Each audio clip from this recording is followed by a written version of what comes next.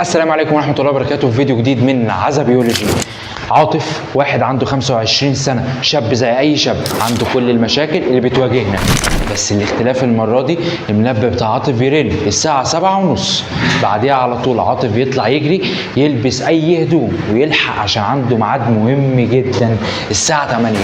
يطلع يجري ويقف في طابور طويل، ويشاء السميع العليم إن القدر يلعب معاه اللعبة الحلوة ويقول له الساعة 8:05 بالدقيقة، ويقول له دورك جه يا استاذ عاطف، خش اتفضل. بتيجي ممرضه بتقعده على الكرسي، بعديها على طول بتحط له كانولا في اليمين وكانولا في الشمال، كانولا في اليمين في الشريان، كانولا في الشمال في الوريد، تسحب منه الدم وتدخله جوه الجهاز اللي قد الاوضه، وبعديها على طول الجهاز يطلع منه الدم اللي اتفرطل ده ويدخله في جوه ويرجعه جوه جسمه تاني. هتقول لي هو ليه ده كله؟ اقول لك ان عاطف كانش عنده ميعاد مع شغل ولا اي حاجه زي ما انت كنت فاكر. عاطف كان عنده ميعاد مع غسيل الكلى. هتقول لي تمام يا ابو عزب، خلاص الحمد لله عاطف راح غسل الكلى وكده بقى كده زي الفل، مفيش اي حاجه حصلت. اقول لك غلطان، علشان عاطف اللي قعد في العمليه دي 5-6 ساعات هيجي بعد 48 ساعه ويكرر نفس العمليه. علشان اقول لك ان مريض الفشل الكلوي بيجي كل اسبوع او مرتين في الاسبوع، حياته تبقى على كف عفريت واقفه بس على انه ياخد الجرعه الثانيه من غسيل الكلى. والحقيقه بقى دي حاجه بتخليني اسال نفسي سؤال، هو ليه شويه ميه الكلى مسؤوله عنهم، مسؤوله انها تقضي على حياه شخص معين كده؟ يعني ليه حبه ميه احنا بنطلعهم في البول يبقوا مسؤولين على ان شخص حياته تنتهي؟ ليه اصلا؟ ليه عضو صغير قد قبضه الايد يتحكم في حياتي كلها؟ ليه اصلا شويه حبه اخراج يتحكموا في حياتي؟ ويا ترى حبه الاخراج دول برضو لو طلعوا من اي حته في جسمي برضو هتبقى نفس الضرر؟ يعني مثلا لو انا منعت العرق هل ده برضه هيجي لي نفس المرض؟ طب انا اعرف ان اللي ما بيشربش ميه بيموت علشان بيجي له جفاف، انما انا اصلا ليه بخرج ميه؟ طب ما هتفضل جوه جسمي وانا كده كده جسمي بيحتاج الميه، ليه بخرجها؟ علشان اجاوب على كل الاسئله دي محتاج اروح اجيب كوبايه النسكافيه وارجع لك تاني. احنا علشان نفهم الحاجه زي دي لازم نرجع شويه ورا كده شويه ونفهم ايه هو الاخراج اصلا ونعرف معناه ايه. بص يا عم، صلي على النبي. الاخراج دي عمليه، حاجه بتحصل جوه جسمي، حاجه بتحصل جوه جسم الكائن الحي علشان اطلع الفضلات واتخلص منها، حاجه بتحصل جوه جسمي علشان اتخلص من الفضلات. يبقى هي الاخراج عمليه حيويه. ليه حيويه؟ عشان بتحصل جوه جسم الكائن الحي. ماشي، يبقى تاني كده، يبقى ايه هو الاخراج؟ عمليه حيويه تحدث داخل الجسم الكائن الحي، تحدث داخل جسم الكائن الحي. وانت طبعا، طب يا ابو عزب انا اي حاجه بتخرج من جسمي اقول عليها اخراج؟ الحقيقه لا.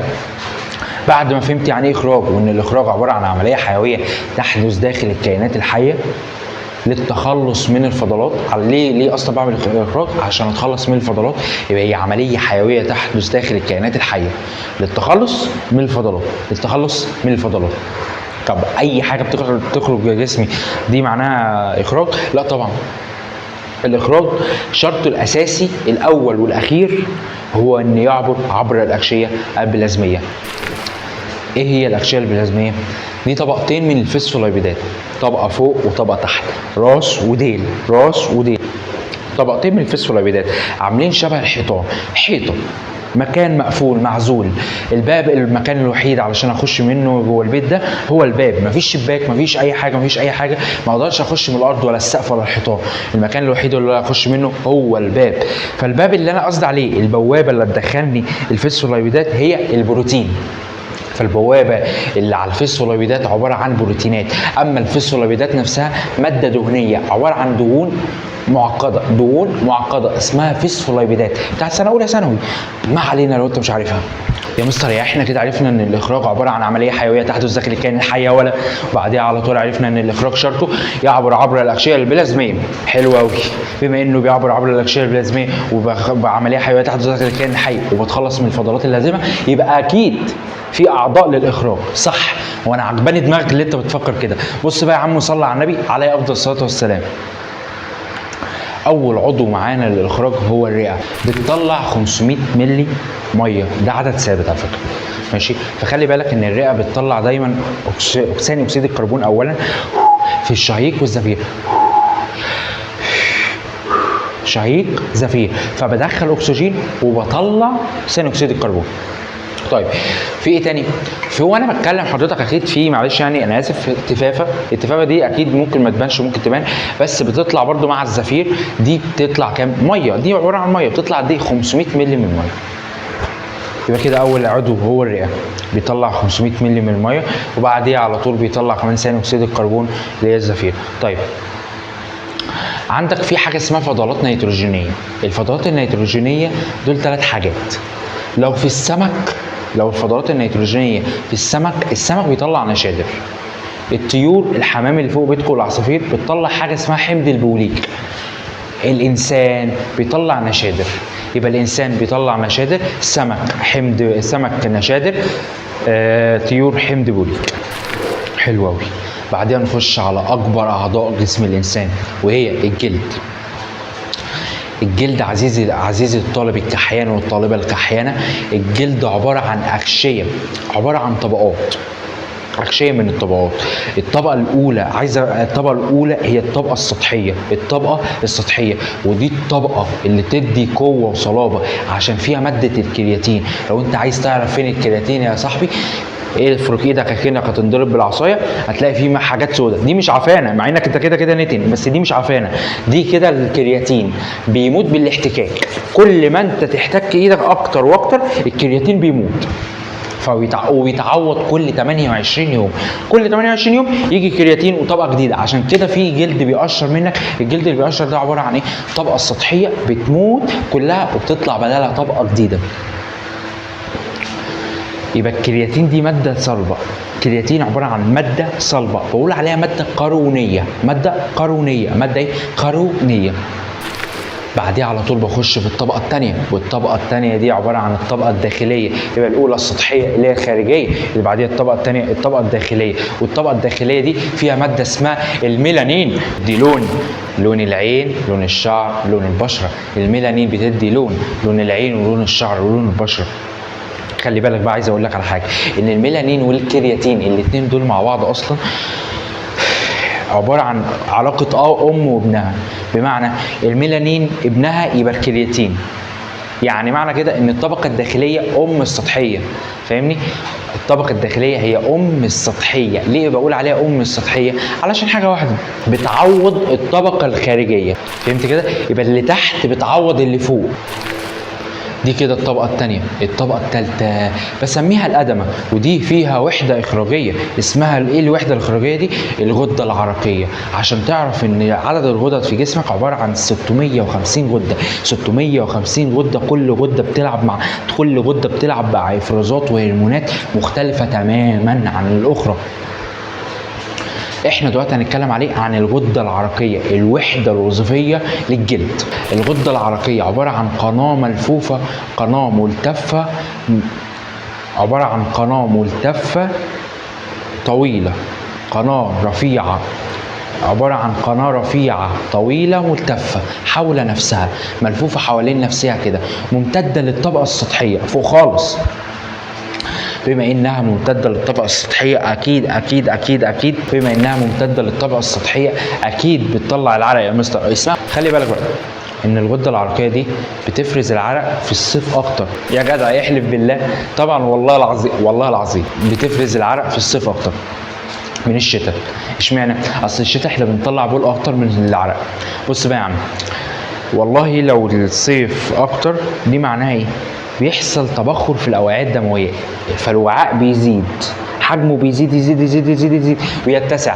كل بعد ما الوعاء يتسع وحجمه يزيد، ساعتها الاوعيه الدمويه كلها كده على بعضيها كده شاكب راكب كده بتعمل عمليه اسمها عمليه التبخر، وكرات الدم تجري اكتر، والكرات تخبط في بعضيها اكتر وتحتك في بعضيها اكتر. ولما تحتك في بعضيها اكتر بتفرز حاجه اسمها العرق. والعرق هو ماده سامه تخرج من جسمك، لو تراكمت في جسمك يبقى عباره عن ايه؟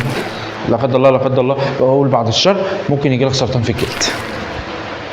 وده كده الغده العرقيه. تحت الغده او مع الغده العرقيه في نفس الطبقه الادمه اسمها ايه؟ حاجه طالعه كده طويله ممتده رفيعه اسمها الشعره. خلي بالك بقى ان الشعره اساسا ما فيهاش اوعيه دمويه ولا فيها اعصاب حسيه. الشعره ما فيهاش اوعيه دمويه ولا فيها اعصاب حسيه، بس حوالين منها. يعني هاجي اقول لك سؤال، الشعره فيها اوعيه دمويه؟ لا. فيها اعصاب حسيه؟ لا. في حوالين منها اوعيه دمويه او اعصاب حسيه. خلي بالك ان الشعره دي اساسا بتبقى ناعمه علشان فيها خلايا دهنيه، عشان بيبقى فيها خلايا دهنيه، عشان كده بتطلع متزفلطه. فاهم؟ متزفلطه. انت فاهمه؟ طيب خلي بالك بقى كمان ان تحت الغده الادمه الطبقه الرابعه من الجلد وهي الغده الدهنيه، ودي غده بتفصل ما بين العظام واللحم. انت فاهم؟ دي غده بتفصل ما بين العظام واللحم. الله عليك ابو عزب يا غالي، انا كده فهمت ان الجلد عباره عن 4 طبقات: السطحيه الداخليه، السطحيه اللي هي الخارجيه، وبعديها داخليه، وبعديها ادمه، وبعديها غده دهنيه، وعرفت كل واحده فيهم بتتركب من ايه. فخلي بالك بقى، عايزك تعرف كمان حاجه، بما انك شطور كده خليك بقى عارف دايما ان الجلد اساسا فيه هو عباره عن عضو مناعي اخراجي حسي، وبيستفيد بالفيتامين د. عضو مناعي علشان بيفيد كرياتين، والكرياتين بيمنع دخول البكتيريا والميكروبات عشان تهاجم البكتيريا والميكروبات، ودي هتعرفها في ثالثه ثانوي. عضو اخراجي عشان بيخرج العرق، ودي في الوحده الوظيفيه للعرق اللي هي الغده العرقيه، عشان فيها النهايات العصبيه الحسيه، ودي هنتكلم عليها في الاحساس. حلو قوي كده يا ابو عزم، انا كده خلصت العضو الثاني. طب في ايه تاني؟ في اعضاء ثانيه؟ في عضوين، واحد اسمه الكليه اللي احنا اتكلمنا عليه من شويه عليه مع عاطف ساعه ما كان بيغسل الكلى، والعضو الثاني هو الكبد، والاثنين دول مرتبطين ببعض. فاللي انا عايزك تعرفه ان الكليه عباره عن حاجه شبه حبه اللوبيا، بقول عليها اكثر اكتنازا. يعني ايه اكثر اكتنازا؟ مدوره كده قد قبضه الايد، مدوره كده، اكثر اكتنازا. تعرف الكليه عند الضفادع والحيوانات اللافقاريات الدنيا، لافقاريات الدنيا يعني اقل لافقاريات. مين اعلى كائن على كوكب الارض؟ هو الانسان. اقل حاجه على كوكب الارض هي الضفادع. اقل حاجه في الفقرات اللي عندها عمود فقري، اقل حاجه في العمود الفقري هي الضفادع. دي الكليه بتاعتها على الجنبين، على الجنبين في بطنها كده، على الجنبين بتاع البطن. طيب بما ان الكليه على الجنبين بتاع البطن يا مستر، هل الكليه الاعضاء بتاعتها شبهنا؟ لا طبعا، كل واحد له كليه مختلفه. واحنا الكليه بتاعتنا اكثر اكتنازا. خلي بالك بقى فيها الكليه بتاعتنا مالها اكثر اكتنازا، بما انها يا ابو عزب انها اكثر اكتنازا فاكيد فيها نخاع وقشره. صح، النخاع هي الحاجه الفراغ اللي جوه، القشره اللي بره كلها. طيب الكليه دي مصنع البول واليوريا. اكيد المصنع بيبقى له طريق، صح؟ الطريق ده بسميه الحالب. واكيد الحالب بقول عليه، واكيد الحالب في واكيد الحالب بيرتبط بالمثانه، والمثانه واكيد الحالب ده في نهايته المثانه دي بقى بقول عليها المخزن. اشمعنى؟ لانها شبه الكورديل، بتخزن البول كله لحد ما انت حضرتك تيجي وتخرجه في الحمام وتعمل بقى حمام عادي اللي هو البول. طب يا مستر معلش، هو البراز اصلا يعتبر اخراج؟ لا. اشمعنى؟ عشان فاكر الشرط اللي انا لسه قايله من شويه ده يخلينا نحط المواد الاخراجيه في حتت معينه. ازاي؟ البراز مش بيخرج عبر الاغشيه البلازميه، البراز بيخرج عبر فتحه الشرج، وفتحه الشرج ما فيهاش اغشيه بلازميه، فده مش بقول عليها اخراج. وده سؤال ممكن يجي لك، هل البراز، وده سؤال ممكن يجي لك، هل البراز يعبر عبر الاغشيه البلازميه؟ لا. هل البراز يعتبر اخراج؟ لا. ليه؟ لانه لا يعبر عبر الاغشيه البلازميه. هل البول يعتبر اخراج؟ ليه؟ لانه يعبر عبر الاغشيه البلازميه. المثانه عباره عن كولدير ميه، مخزن بتخزن فيه البول. المخزن ده سعته 6 لتر. ال6 لتر دول لو كملوا على الاخر لا قدر الله، في ناس كده في الشتاء، عارف انت كده لما في الشتاء بتيجي وتقول وانا لسه هخش الحمام، انا لسه هقوم من على السرير واخش الحمام في التلج ده، لا لما اصحى الصبح. انت حركه زي دي لو عملتها كتير ممكن لا قدر الله يجي لك فشل كلوي، وتبقى مصيرك زي لا قدر الله زي مصير عاطف في اول الحلقه. بص بقى، الكليه دي بتبقى الوحده الوظيفيه بتاعتها اسمها حاجه اسمها النفرون. النفرون هو الوحده الوظيفيه للكليه. النفرون ده عباره عن اوعيه دمويه، اوعيه بتفلتر الحاجه. يعني عارف انت الفلتر اللي في بيتها بيبقى عباره عن كام مرحله؟ هو ده النفرون. النفرون بيبقى عباره عن مراحل لتنقيه الميه والبول. بص بقى، اول حاجه بنقابلها النفرون. اولا كده النفرون بيبقى موجود في الكليه اليمين مليون مره، وموجود في الكليه الشمال مليون مره. يعني انت عندك في الكليه الواحده فيها مليون نفرون، والكليتين فيها 2 مليون نفرون. الله عليك. طيب خليك بقى عارف ان النفرون ده اصلا هو الوحده الوظيفيه للكليه. بما ان الوحده الوظيفيه للكليه اكيد اول حاجه له مرحله. المرحله الاولى اسمها مرحله المحفظه بومان، عمليه الترشيح. بمعنى محفظة بومان دي أول حاجة بنقابلها في النفرون، حاجة عاملة شبه اليو. محفظة اسمها محفظة بومان، محفظة بومان حاجة عاملة شبه اليو. المحفظة دي فيها أوعية وشرايين، فيها أوعية دموية، شرايين وأوردة. والشرايين الأوردة دول بسميهم مع بعض كده الجمع، حاجة متجمعة. الجمع خلي بالك الجيم عليها خلي بالك الجيم عليها ضمة. الجمع، والجمع هو الوحدة الوظيفية للنفرون. أما الوحدة الوظيفية للكلية النفرون، الوحدة الوظيفية للنفرون الجمع، الوحدة الوظيفية للجمع الكليون.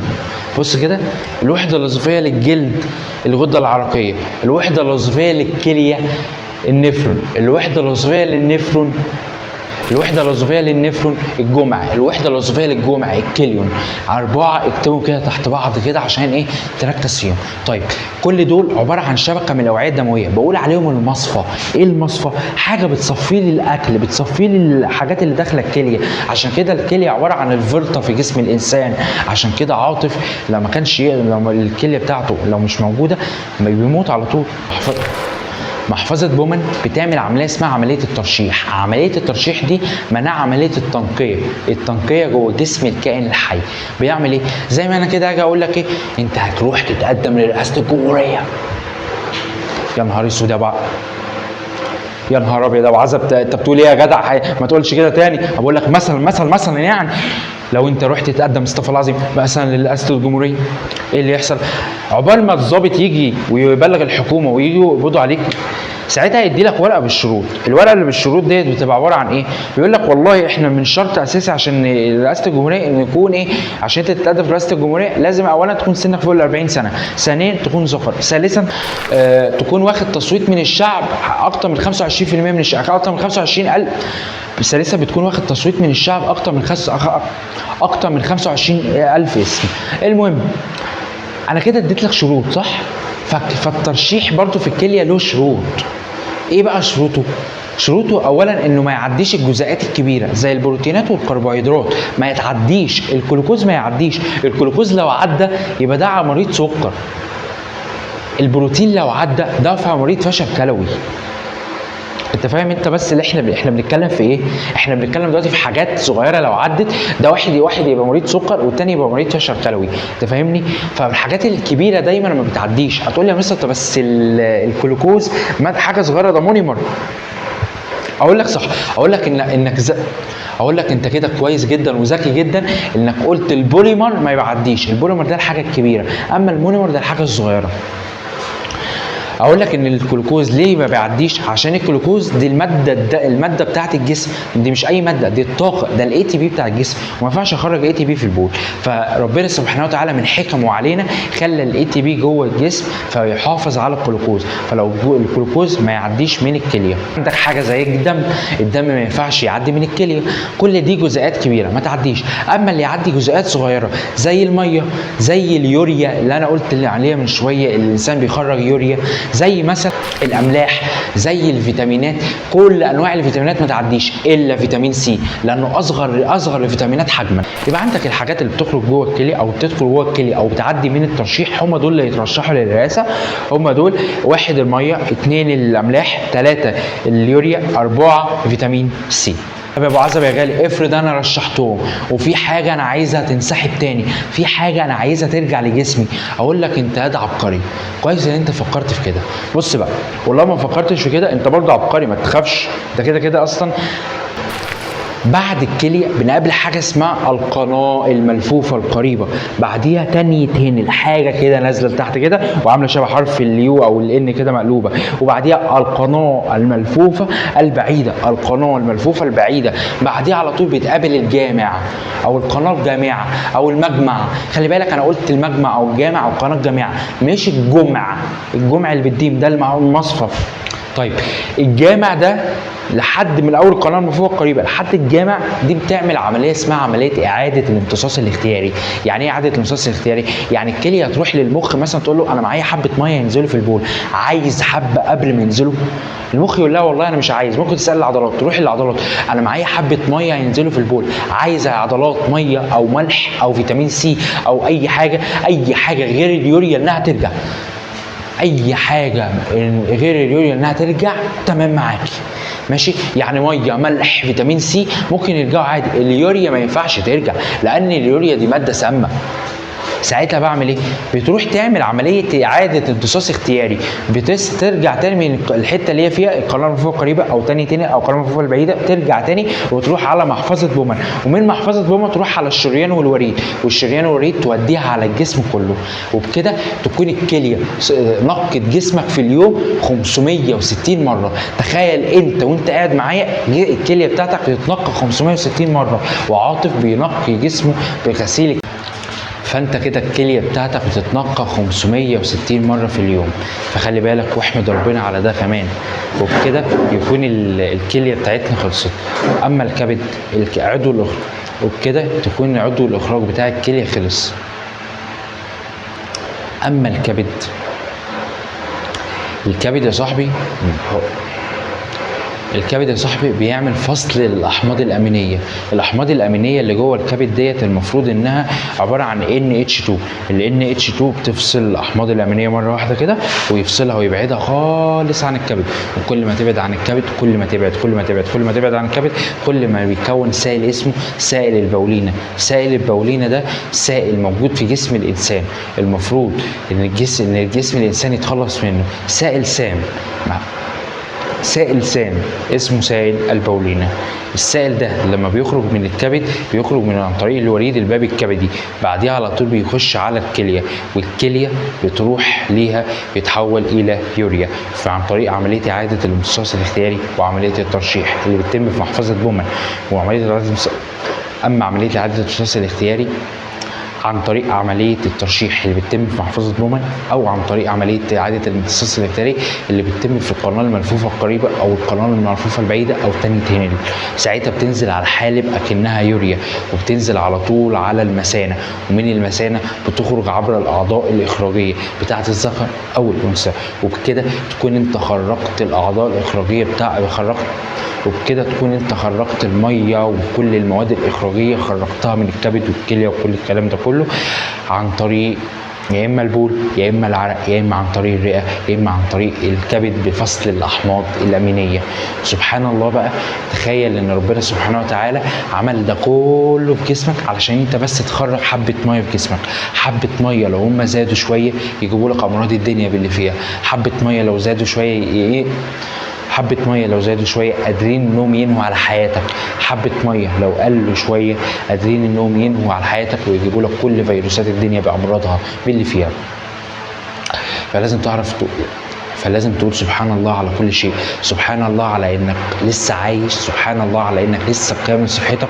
في ملايين من المرضى واقفين طوابير بس علشان يغسلوا الكليه او ياخدوا تبرع بالدم او ياخدوا تبرع بالفص الكبد. في ملايين من الامراض انت ما تعرفش عنها حاجه ولا عمرك شفت حالات زيها. الحمد لله لحد كده احنا كده انتهينا. وبعد ما احنا والحمد لله احنا كده انتهينا ايها الطالب الكحيان والطالبه الكحيانه.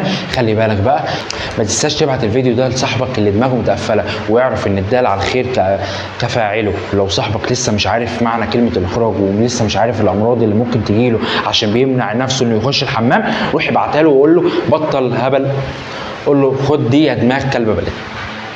اعمل له منشن في الفيديو وقول له تعالى شوف انت بتعمل ايه اي حاجه في التعليقات. ولو انت ما فهمتش اي حاجه او في اي جزئيه واقفه قدامك اكتب لنا تحت في التعليقات عم يا صياد، هتلاقينا بننزل لك ونقول لك المعلومه ونصطادها لك ونجيبها لك جاهز. فلو انت ما فهمتش اي حاجه اكتب لنا عم يا صياد، وما تنساش تبعت الفيديو او تمنشن الفيديو لواحد صاحبك هو مش عارف اصلا الحاجات دي كمان. والدال على الخير كفاعله.